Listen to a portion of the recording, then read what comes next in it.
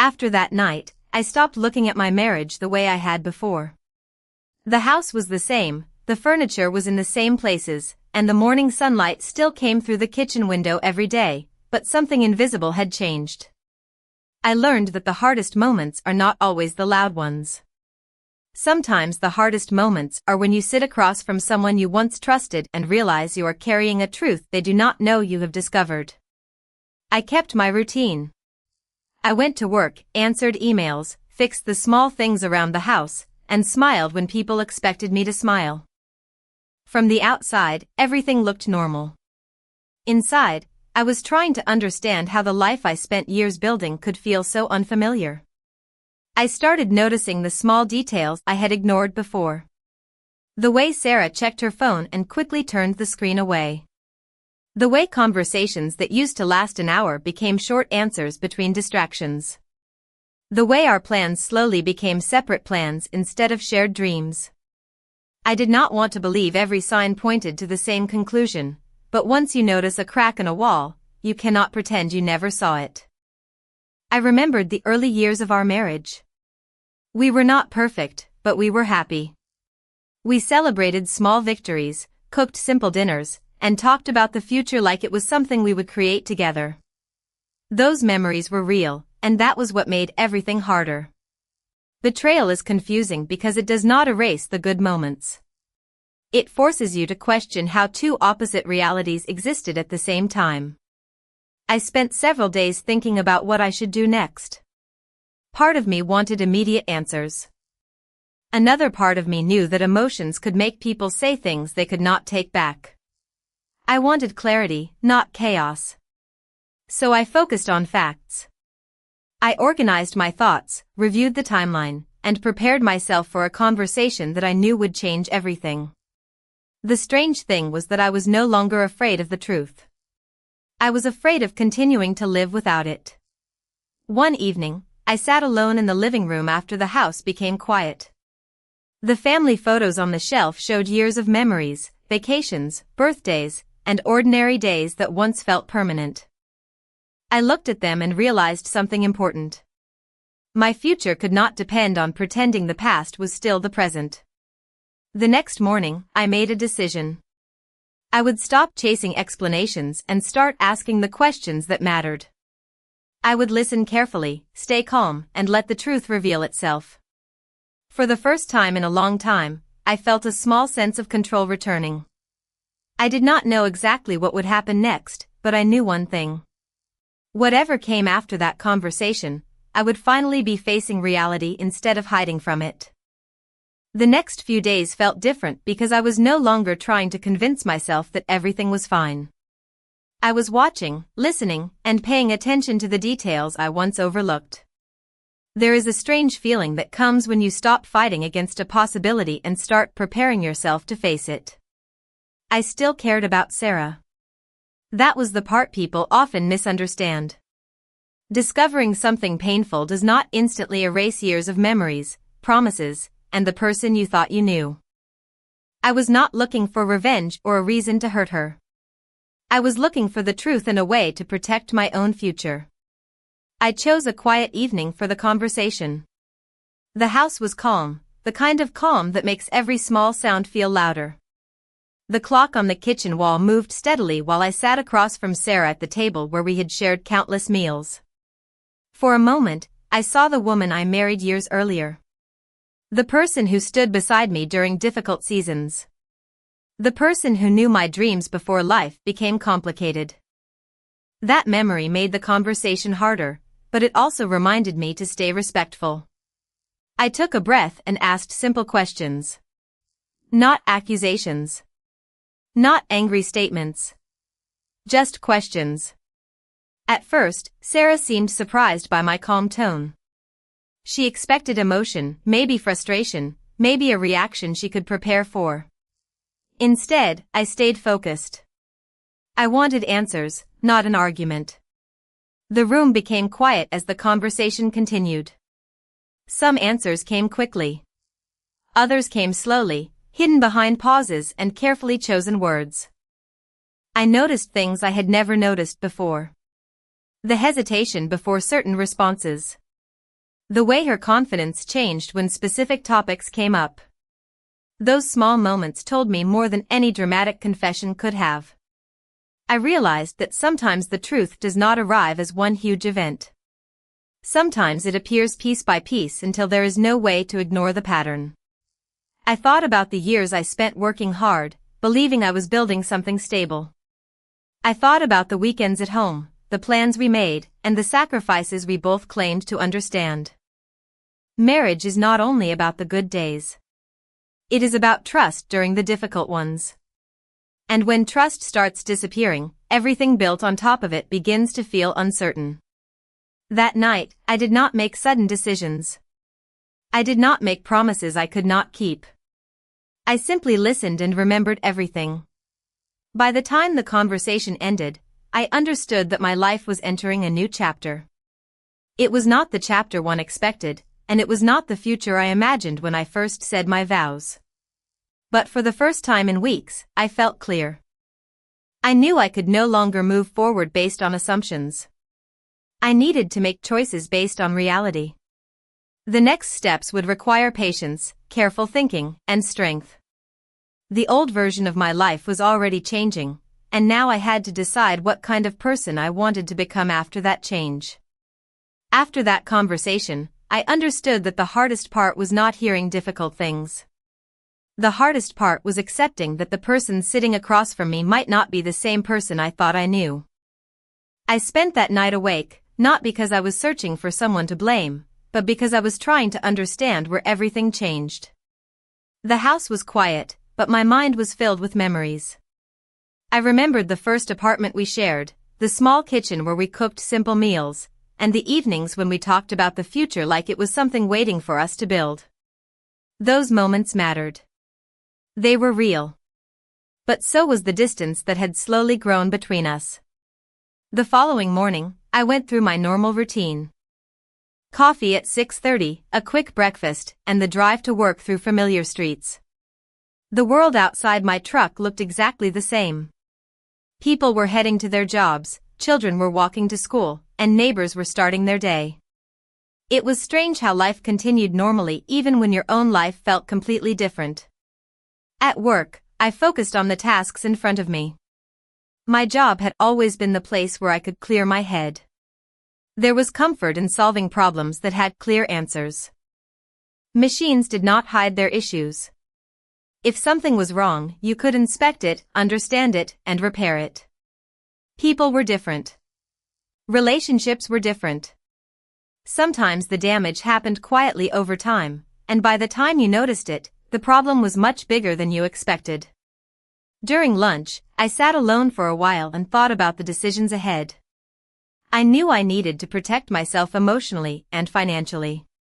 Not because I wanted to punish Sarah, but because I had responsibilities and a future to consider. I started organizing important documents, reviewing our household information, and making sure I understood where things stood. It was not about creating conflict. It was about being prepared. That evening, when I returned home, Sarah seemed different too. There was a distance between us that neither of us tried to ignore anymore. We were both aware that something had changed. The conversations became more careful, the pauses became longer, and the comfortable silence we once shared felt unfamiliar. I realized that trust is like a foundation. You do not notice it when it is strong, but when cracks appear, everything above it starts to feel unstable. Over the next few days, I began focusing less on what I had lost and more on what I needed to rebuild within myself. I started spending more time with people who reminded me of who I was before all of this happened. Friends who knew my character. Family members who valued honesty and loyalty. Their support did not solve everything, but it reminded me that my identity was bigger than one painful chapter. For years, I believed my strength came from holding everything together. Now I was learning that sometimes strength means accepting when something has changed and having the courage to move forward. I still did not know exactly what the future would look like, but I knew I was no longer trapped by confusion. I had a clearer view of my situation, and with that clarity came something I had not felt in a long time. Peace. In the weeks that followed, I started to understand something important about change. It rarely happens in one dramatic moment. Most of the time, it happens through small decisions made quietly when nobody else is watching. Every morning I woke up, I had a choice. I could stay trapped in the questions that had no answers, or I could focus on building a future that did not depend on someone else's choices. For the first time in a long time, I started choosing myself.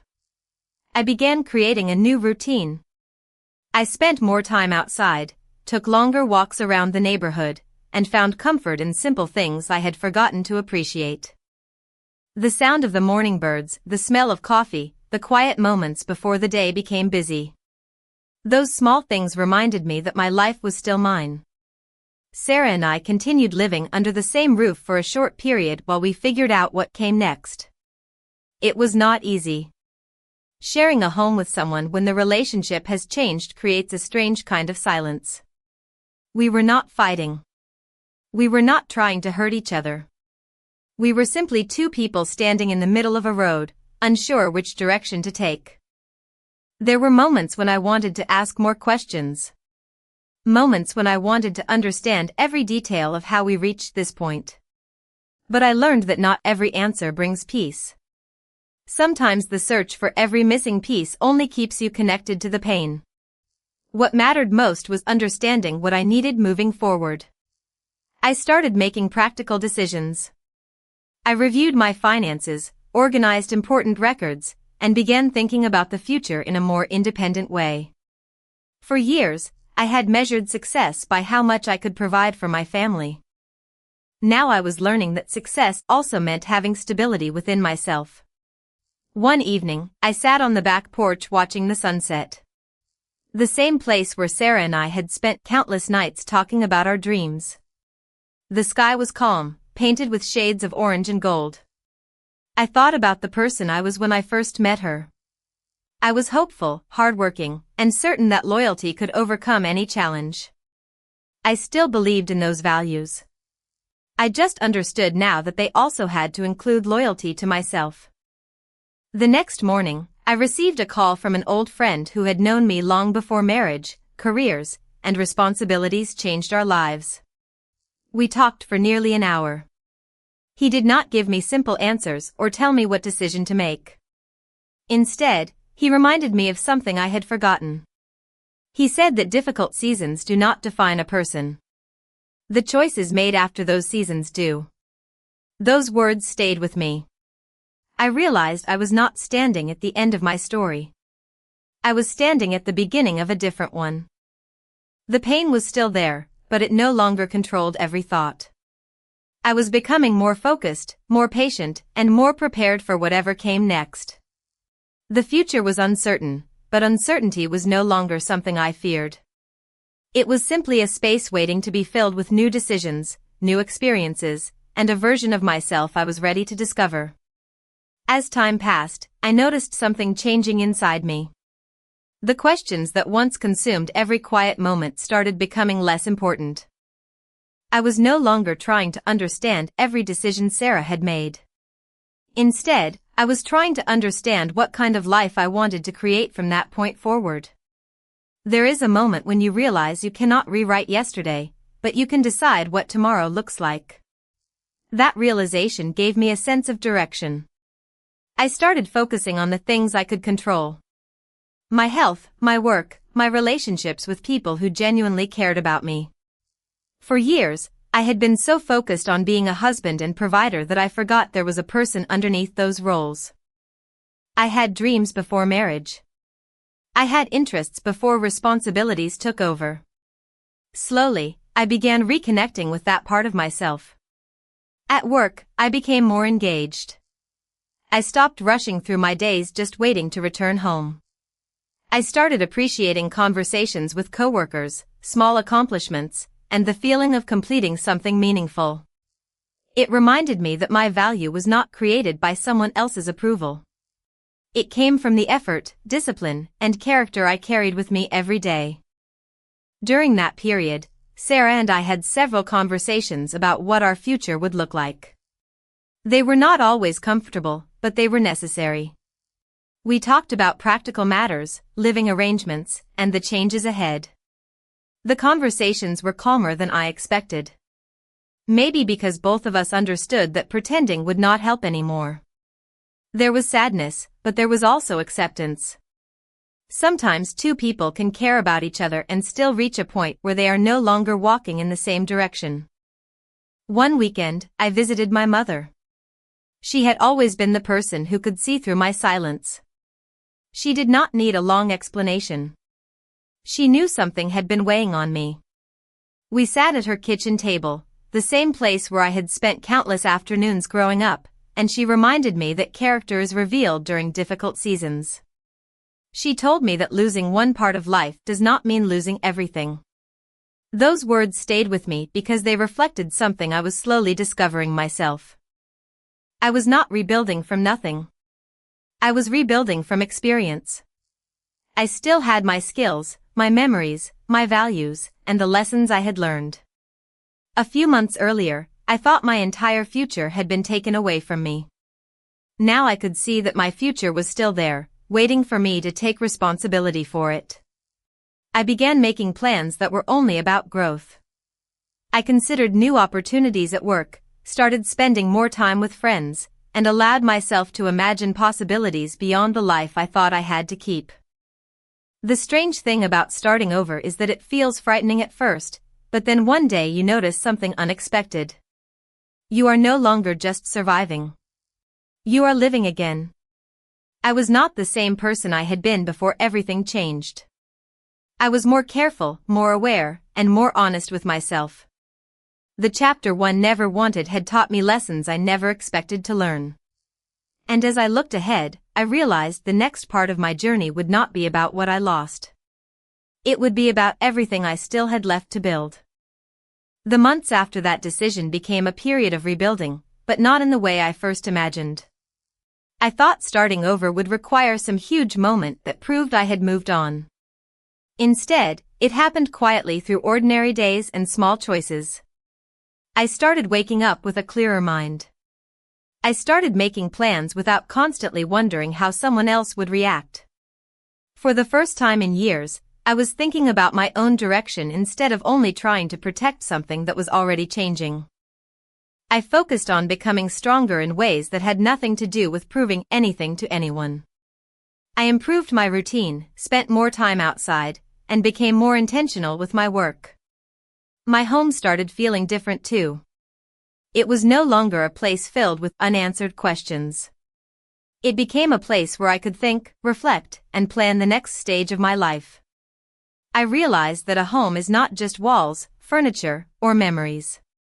It is the feeling of peace you have when you walk through the door.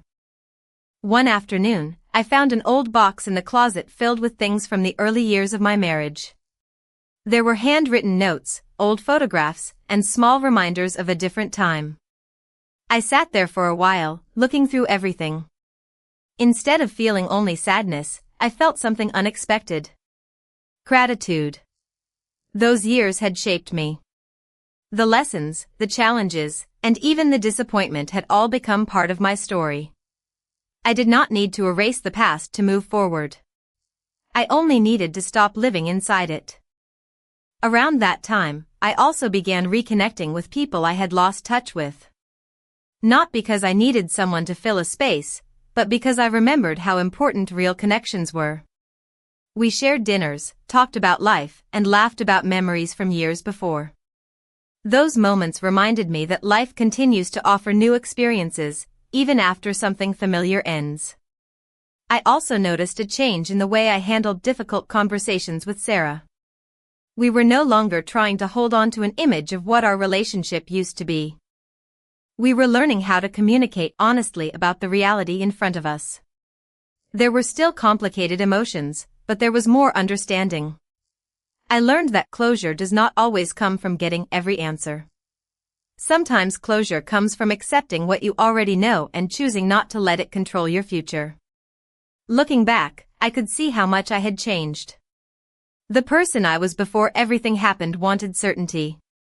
He wanted to believe that hard work alone could guarantee happiness. The person I was becoming understood something different. Life is unpredictable. People change. Circumstances shift. But your values, your choices, and the way you respond are still yours to control. I began setting goals for myself that had nothing to do with the past. I looked at new possibilities, explored different interests, and started imagining a future that felt exciting instead of uncertain. The road ahead was still unknown, but unknown no longer meant frightening. It meant opportunity. I had spent so much time trying to save a chapter that was ending that I almost forgot there were still many pages left to write. And now, I was finally ready to see what came next. The more time I spent rebuilding my life, the more I realized that healing was not about forgetting what happened. It was about no longer allowing the past to control every decision I made. There was a difference between remembering a difficult chapter and living inside it. I was finally learning that difference. My days became more focused. I started setting goals again, not because I needed to prove something, but because I wanted to create a future that felt meaningful. For years, I had measured my success by what I could provide for others. Now I was learning to measure it by the person I was becoming. I began making changes that once seemed impossible.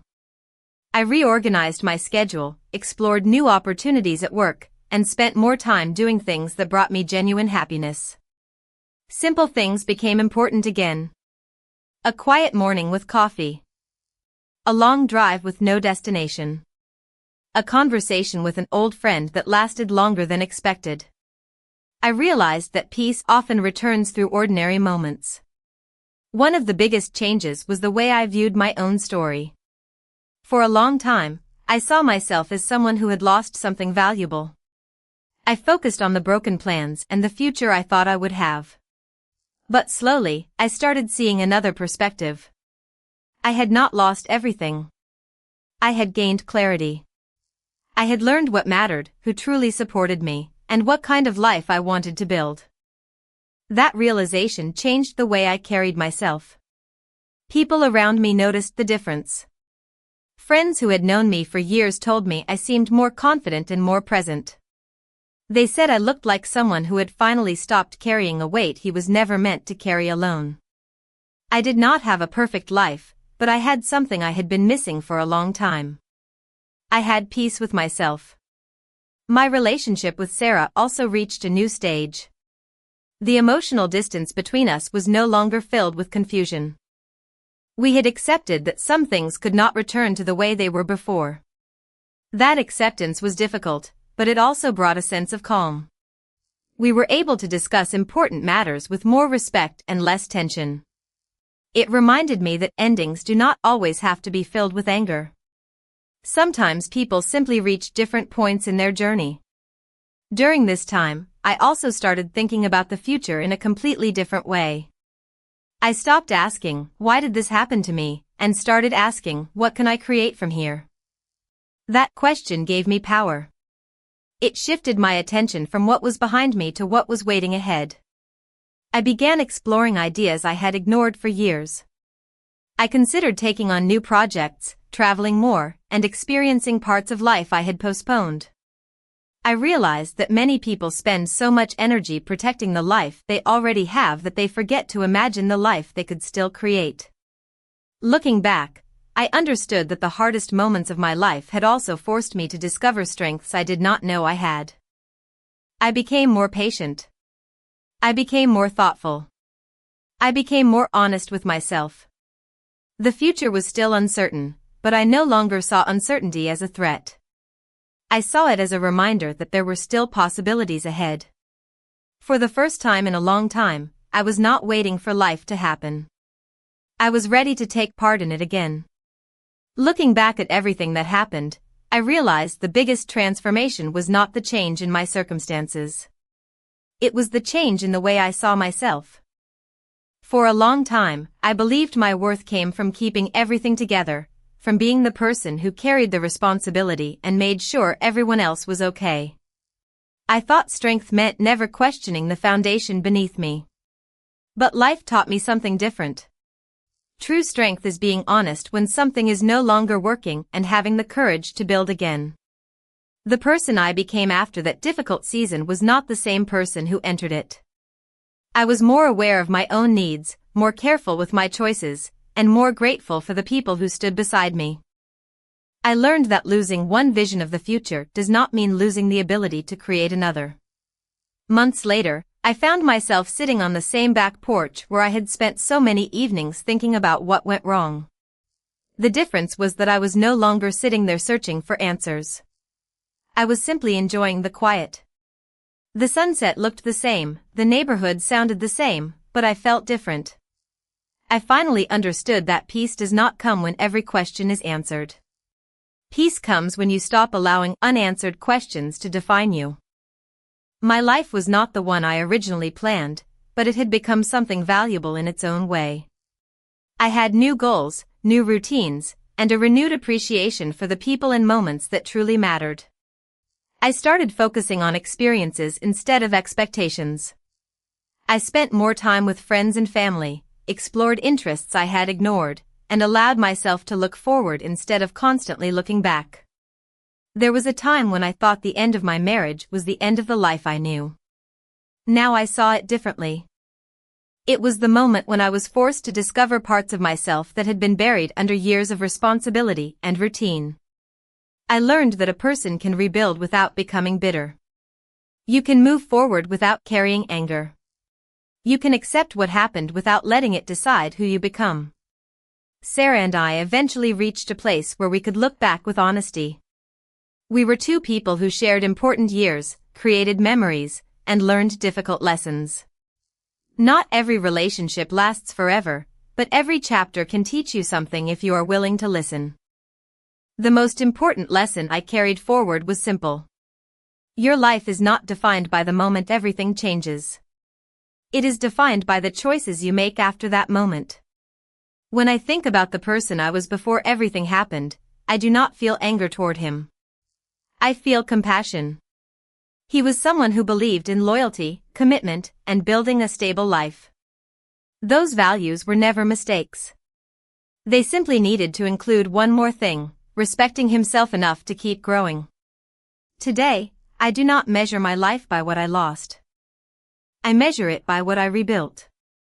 I measure it by the peace I found, the lessons I learned, and the future I continue creating. Sometimes the hardest chapters are the ones that reveal the strongest parts of who we are. And sometimes the ending we fear the most becomes the beginning we never knew we needed.